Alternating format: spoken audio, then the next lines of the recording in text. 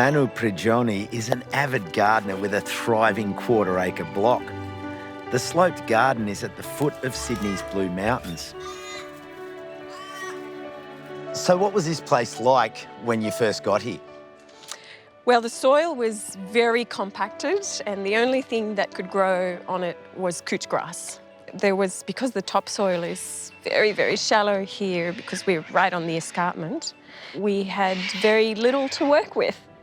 The first step was to get rid of the grass.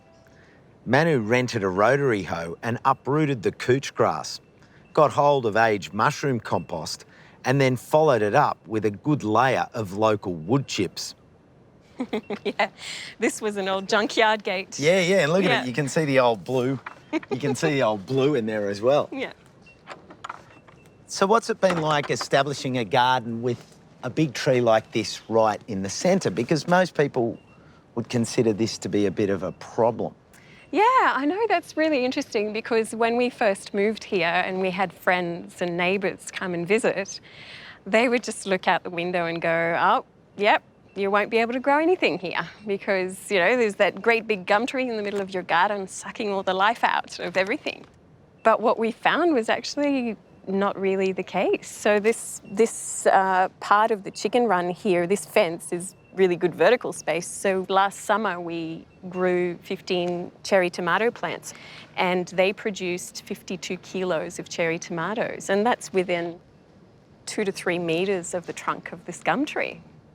Manu's garden has 137 different fruits, vegetables and herbs, ranging from good old basil, brassicas and peas to some cracking unusual options like midgeonberries, golden amaranth and mugwort. I always go and look for the coloured version of a more traditional vegetable, like the red silver beet, the black capsicum, the speckled lettuce as opposed to the boring old green lettuce.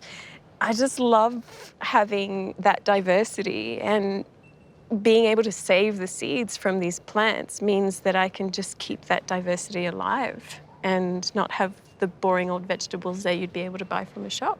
So have you been getting more into your seed saving? Absolutely. I'm a super seed saver and seed grower. So let's go and have a look at my greenhouse. Oh, nice. Yeah, I found it secondhand online. So when these things come along, you just jump on them as you go, and it's just a great way to do it. I grow little seedlings all over the place of all different types of vegetables. I'm just growing all this free food, which for a family is just an incredible asset. The garden was only established about 3.5 years ago. And in fact, Manu only became a gardener 3.5 years ago. Before that, the idea of even getting her hands dirty wasn't an option.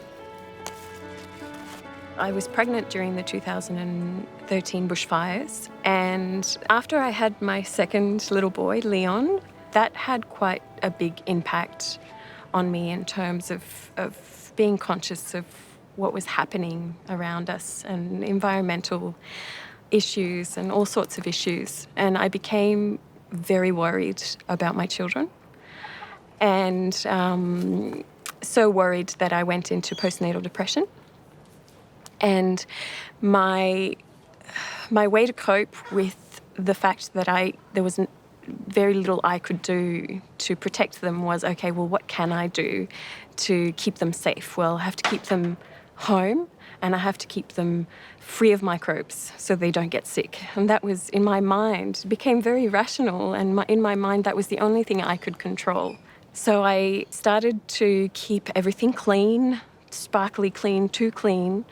I used to wash my hands. I think I washed my hands over 50 times a day. I remember stepping out into the garden and I had 17 consecutive panic attacks.